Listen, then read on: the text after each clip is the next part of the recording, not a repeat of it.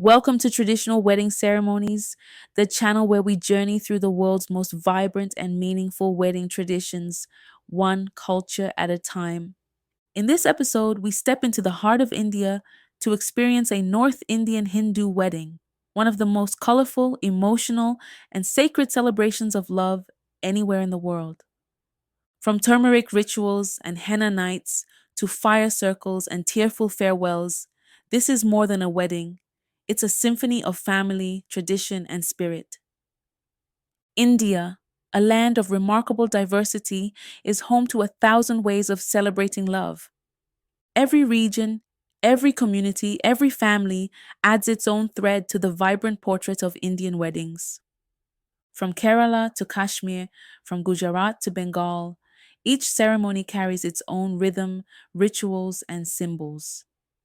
In this episode, we journey into the heart of a North Indian Hindu wedding, a celebration rich with tradition, emotion, and sacred meaning. In India, marriage is more than a union between two individuals. It is a spiritual bond between two families, two lineages, and often two extended communities. It is as much a social institution as it is a personal milestone. While love marriages are increasingly common in urban areas, arranged marriages, facilitated by families, elders, or matchmakers, still remain an integral part of Indian society. These arrangements are not transactions but introductions, with space for courtship and mutual consent. Once both families agree that the match is suitable, the process begins with a small but meaningful ceremony. This is known as the Roka, the first formal step in a North Indian arranged marriage. It marks the moment when both families bless the union and agree to stop looking for other matches. From here, the wedding journey truly begins. The days leading up to the wedding are filled with celebration, ritual, and anticipation. The haldi ceremony is often among the first, where a paste of turmeric, sandalwood, and rose water is gently applied to the bride and groom. This turmeric cleansing ritual is more than skincare. It is a symbolic blessing, offering protection and purity before the sacred vows. Laughter rings out as relatives lovingly smear the golden mixture across arms and cheeks. It's messy, joyful, and deeply bonding. Next comes the mehendi, where the bride's hands and feet are adorned with intricate henna designs. This ancient art form is performed amid singing, teasing, and the hum of female voices. The henna carries spiritual significance representing prosperity and love. It is said that the darker the mehendi stains, the deeper the love between the couple. Hidden within the patterns may be the groom's initials, inviting a playful game on the wedding night. As the wedding nears, families gather for the Sangeet, an evening of dance and music. Though rooted in tradition, the modern Sangeet has taken on a theatrical flair, complete with choreographed performances, professional DJs, and lights that rival a concert stage. But beneath the glitter lies something old and meaningful, a communal expression of joy and togetherness. Here, uncles and aunts take the stage, friends put aside their shyness, and the bride and groom are celebrated not only as a couple, but as part of a living tradition. When the wedding day arrives, it is nothing short of a spectacle. The groom dresses in a finely tailored sherwani, a regal tunic often paired with a turban and a ceremonial sword. His arrival at the bride's home or wedding venue is marked by the Barat, a vibrant musical procession where his family and friends dance through the streets to the beat of dole drums. In some cases, he rides a white horse.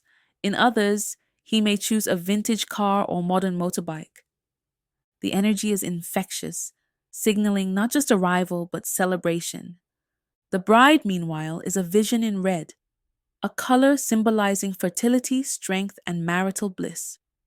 She wears a lehenga, or a heavily embroidered sari, adorned with jewelry that carries both beauty and meaning. A mangtika rests on her forehead, bangles jingle on her wrists, and her veil, delicately pinned, adds an air of mystique and reverence. As she prepares, a quiet hush falls over her side of the house. It is a time of reflection, excitement, and the subtle weight of a life about to change. The wedding ceremony unfolds under the mandap, a canopy decorated with flowers and fabrics, often set in a courtyard, temple, or garden. At the center burns the sacred fire Agni, which acts as the divine witness. A Hindu priest, often fluent in both Sanskrit and the local language, chants mantras from ancient texts. One of the most poignant moments is the Kanyadan, when the bride's parents place her hands into the groom's. It is not just a gesture of giving away their daughter, it is an act of surrender, trust, and sacred offering. The ceremony continues with the Mengal Feras, where the couple circles the fire 7 times. Each round carries a vow, promises of nourishment, strength, prosperity, shared responsibilities, respect, family, and eternal companionship. With each step, they move closer not just to each other, but to a life lived in union. Tied together by a sacred knot, literally with the groom's scarf knotted to the bride's veil, they are no longer 2 individuals, but one journey. Following the feras, the groom applies sindoor, a red vermilion powder, to the parting of the bride's hair. He then ties the Mangal Sutra around her neck, a necklace made of black and gold beads that serves as a powerful symbol of marriage. Both are acts of public commitment worn by the bride as lifelong markers of her new identity. With rituals complete, the air shifts. There is celebration, but also an undertone of farewell. The Vidai ceremony is deeply emotional. The bride, now a wife, departs her parental home, often in tears. She is accompanied to the vehicle by her family, who shower her with rice, blessings, and love. It is a moment that blends joy with bittersweet sorrow, tradition with transformation. Upon arrival at her new home, the bride is welcomed with a Griha Pravesh ceremony. A pot of rice is placed at the entrance, and she gently kicks it over, symbolizing abundance and her arrival as the household's new bearer of prosperity. Her first steps into the home are marked with reverence, laughter, and curiosity. The transition is made gentle with rituals, shared meals, and more ceremonies like the Pagfera, where she returns to visit her parents before fully settling into married life. Throughout the wedding, every person has a role. Elders offer blessings and wisdom. Priests recite the words that carry generations of meaning. Friends become performers. Cousins turn into messengers and mischief makers. In Indian weddings, there are no passive observers. Everyone is part of the sacred theater. The symbols that fill these ceremonies are rich with meaning. The fire purifies and sanctifies. The turmeric heals and blesses. The henna protects and adorns. The garlands represent mutual respect and acceptance.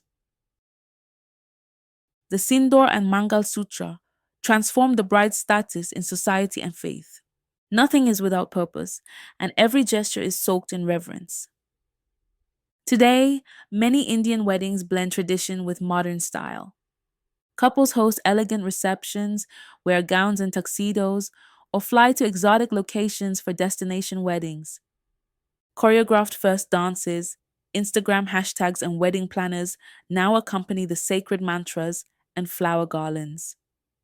It's not a rejection of the old, but a celebration of the new alongside the timeless. While the beauty and symbolism of Indian weddings are profound, it is important to acknowledge one of the more complex aspects of tradition, the practice of dowry. In the past, dowry or dahej involved the bride's family offering money, goods, or property to the groom's family. It was seen as a way to support the couple's new household or as the bride's share of inheritance. But over time, this practice became deeply problematic, often leading to financial pressure, gender inequality, and in tragic cases, abuse. Today, dowry is illegal in India. The Dowry Prohibition Act of 1961 strictly forbids its exchange, and many modern families proudly reject it, choosing instead to focus on equality, mutual respect, and love. Yet, the shadow of dowry still lingers in some communities, disguised as gifts or expectations. A lavish car, designer jewelry, expensive home goods. These are not always called dowry, but their weight can still be felt. In telling the story of Indian weddings, it's essential to honor the joy and richness of the tradition, while also recognizing where change is still needed, and in many families across India, that change has already begun. Of course, this episode reflects only one expression of Indian weddings.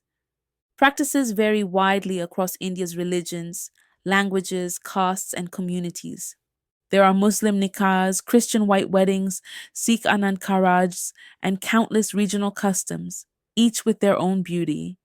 But whether in a Rajasthani palace, a Tamil temple, or a Delhi banquet hall, what remains constant is the heart behind the ceremony: family, faith, love, and a future woven together.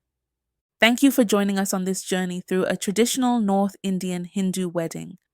If you enjoyed this episode, please like, comment, and subscribe, and stay with us as we continue to explore the world's most meaningful wedding traditions, one culture at a time.